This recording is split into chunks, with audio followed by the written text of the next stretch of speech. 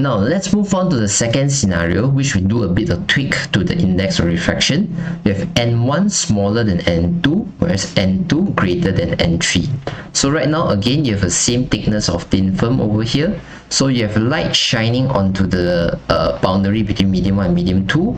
But this time, because n1 is smaller, n2 is larger, you go from small to big or low to high. Low to high, there is a phase change. So you should expect that the reflection should happen on the opposites. You have a phase shift to the wave that arrives at the boundary. So if it arrives on the left hand side, you get reflected off starting from the right hand side. So essentially there's a half cycle phase shift that we have discussed in the previous video. So you change from left to right over here. Okay, but again, the refracted ray will not undergo any phase change. The wave that transmitted will not undergo any phase change. So there is phase change on the upper surface, but now for the lower surface over here, we go from 2 to 3. 2 is larger, 3 is smaller. So you go from large index of refraction to small index of refraction. Large to small, there is no phase change. So you should expect that the reflection happens on the same side. Okay, so you arrive on the right hand side, you will get reflected off on the right hand side as well. So for this point, there is no phase change over here. Okay, so if you think about it, how is it different from the scenario 1? Is that scenario 1, both surface will not have any phase change for their light reflected off it.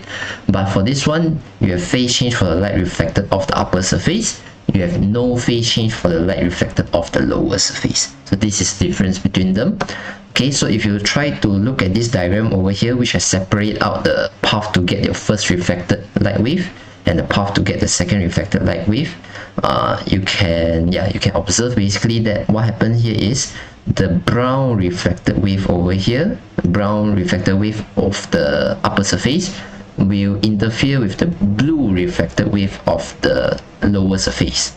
And I believe you can see here for this case over here, they will destructively interfere with each other, because a right peak will meet a left peak, a left peak will meet a right peak, a left peak will meet a right peak, a left peak will meet a right peak, a left peak will meet a right peak. So when there's a peak on the left, the other wave is on the right. When there's a peak on the right, there's another wave is on the left. So they are on opposite side, right? They are anti-phase to each other. So you should expect a destructive interference right now.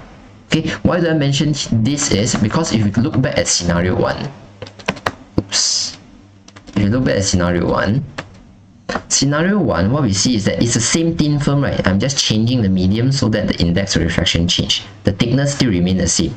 But what we can previously see in scenario 1, that it is a right peak meeting a right peak, a left peak meeting a left peak, a right peak meeting a right peak. So it was constructively interfere based on the diagram that I draw right now. But the same diagram, just by switching the material index of refraction, I managed to change it from constructive interference. I changed it to become a destructive interference right now.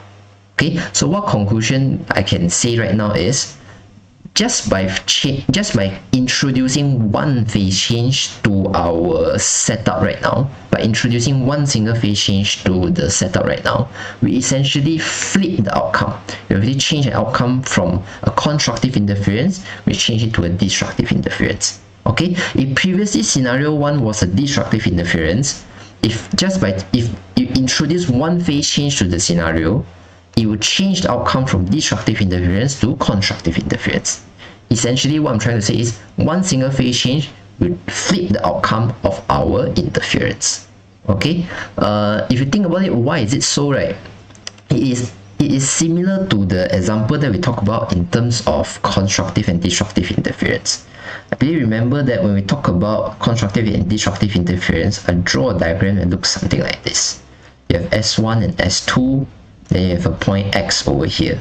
So let's say today, source 1, you take 1, 2, 3 wavelength to arrive at source X over here, to arrive at point X. But for source 2, you might take 1, 2, 3, 4, okay, to arrive at point X over here. So at this situation over here, you can see that it is a constructive interference, because right now if we try to calculate the path difference, this one is 3 lambda, this one is 4 lambda. That's why we say that this one is 4 lambda minus 3 lambda is equals to 1 lambda. That's why it is constructive. This is what we have discussed earlier.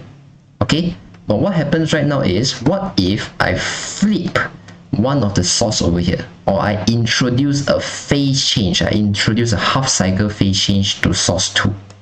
If source 2 undergoes a half cycle phase change, then right now what was a crest will now become a trough. What was a trough will become now a crest, right? So right now you will see that it will be crest meeting trough. Then the result, the outcome will be, it will be destructive right now.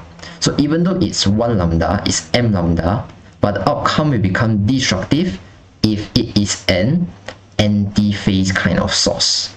Means when the source are in opposite phase to each other.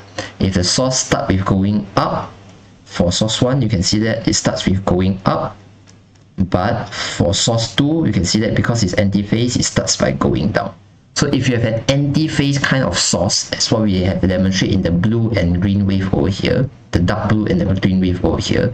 If you have a source that are anti-phase, even though you get an m lambda, the outcome should be destructive, because just by flipping the phase of one of the source, you are essentially flipping the outcome of the interference. Okay, so by using the same idea, what I'm going to say now is, because we have one phase change over here, we can think of it as one of the source over here, you already flip, you already shift their phase already.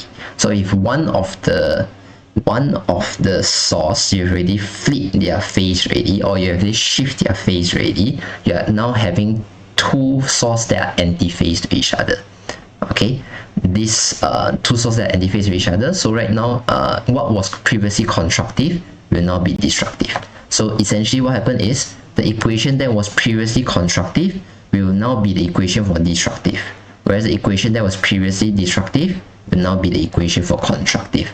So you can flip the equation and you can continue the same derivation. Essentially you get the same set of equation, just that the equation is flipped right now. The previously constructive equation is now the destructive equation. The previously destructive equation is now the constructive equation, just by having one phase change. And of course, if we continue the analyze the third scenario, which we have n1 smaller than n2, so there's phase change over here, n2 smaller than n3, so another phase change over here. If you have a situation where you have phase change over here, and for the lower surface you also have phase change over here as well, if you analyze the situation, what happened is essentially you have already shifted the first source, at the same time you shift the second source as well. So both of the source has been shifted. Essentially what is it similar to is like you are shifting it, both of them, from starting from the crest to be starting with the trough.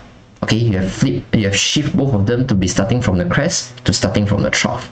So if you shift both of them together, the outcome should be the same, because if you shift one of them, you flip the outcome, right? If you shift both of them, you flip again, then get back the same outcome as before. So the constructive interference equation will be the same as the original constructive interference equation. The destructive interference equation will be the same as the original destructive interference equation. So you get back the same equation, just as if you have no phase change at all. Okay, so if you have zero phase change or you have two phase change, your constructive interference equation will be 2nt is equals to m lambda. Your destructive interference equation will be 2nt is equals to m plus half lambda. That is for zero phase change and two phase change. But if you have only one single phase change, or in other words, one of the surface has a phase change, another surface has no phase change, if only one of them has phase change, what you need to do is you need to flip the equation. Then 2nt is equals to m plus half lambda will be the constructive equation, 2nt is equals to m lambda will be the destructive equation. Okay, so that is some of the important things that you need to consider when we are talking about interference of reflected light, whether how many phase change happen. 0 and 2 keep the same equation, but there's only one phase change, you need to flip the equation. Okay, so that's the generally the equations that we'll be using to study the interference of reflected light in thin films.